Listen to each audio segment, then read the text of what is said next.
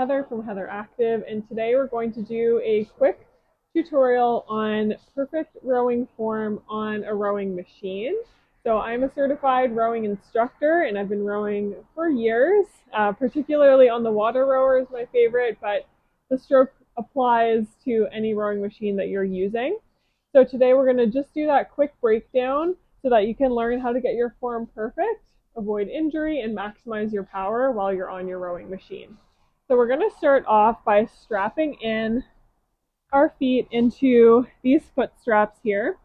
Now you'll want to make sure that the strap is over the widest part of your shoe and you've got those heels nicely planted down into, it's usually a plastic part down here.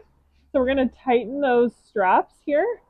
I would recommend having flatter shoes. So when you use a running shoe or something that's really thick and absorbs a lot of energy, that will unfortunately slow you down when you're rowing. So the flatter your shoe, I would say the better. You could even wear something like Converse. That's totally fine. So from here, we're just going to check in. As we go through the rowing stroke, you want to make sure you're nice and even left and right side. So in the pull, in the push, whatever you're doing, we want to be nice and even left and right.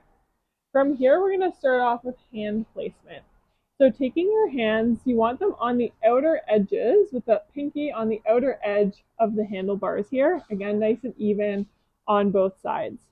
So we're starting at the beginning of the stroke here. This is called the catch. So if you were in a boat, this is where you'd be catching the water.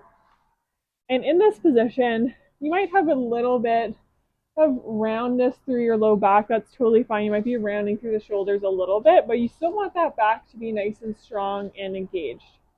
Now from here, the stroke is really broken down into legs, core, and arms as you push back, and then arms, core, and legs as you come in. So what does that look like? First, we start with the legs. So you're drawn in here, you push back with the legs. So that's your leg portion. From here, your back is now nice and flat, and you're sitting up nice and tall. From this position, we want to hinge back at the hips. So this is where you're getting that core engaged. So we're hinging at the hips, core, and then we're pulling that handlebar in just below your chest. So that's your arms. So let's try that again. On the way back, we go arms, core, sitting up tall, and then legs. So it's just the reverse of what we did on the way out. So again, legs, pushing back, core, hinging at the hips, and then finally arms, pulling that handlebar in. So let's go through each of those components again. Legs, pushing off evenly left and right side. Think about it like you're doing a squat. So you're really pressing through your heels to get that power as you push back. Core, again, that back is nice and flat, strong. We're pulling belly button in towards the spine. And again, shoulders are down away from the ears. Finally, with arms, again, pulling that handle in just below the chest. Now watch your shoulders don't start creeping up to your ears. You want them relaxed down, away from your ears.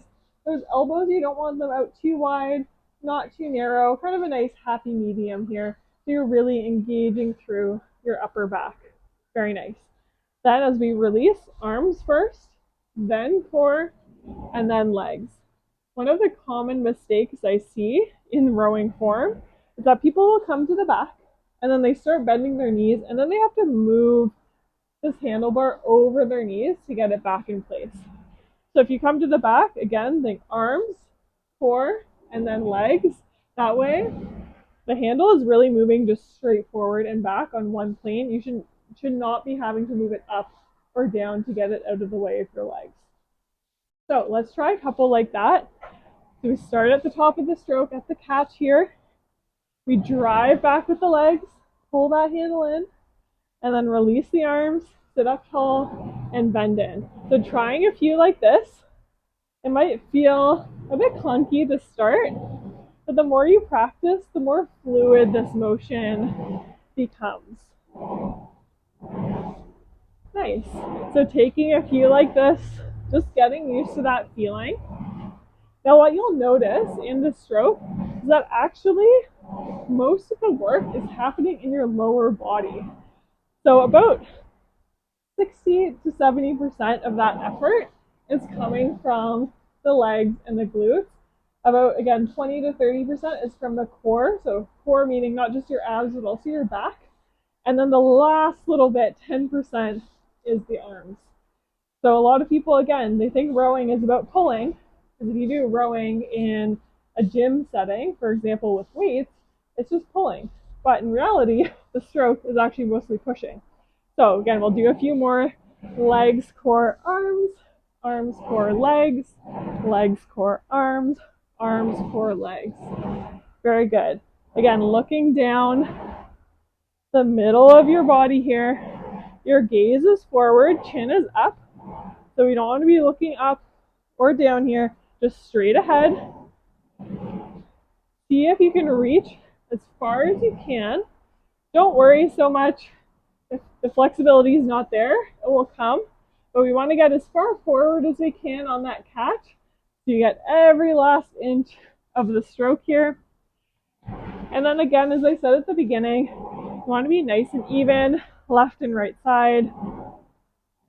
With those legs, watching that the knees don't knock in together or spread apart. We want them straight forward and back like you're on a set of train tracks with those legs.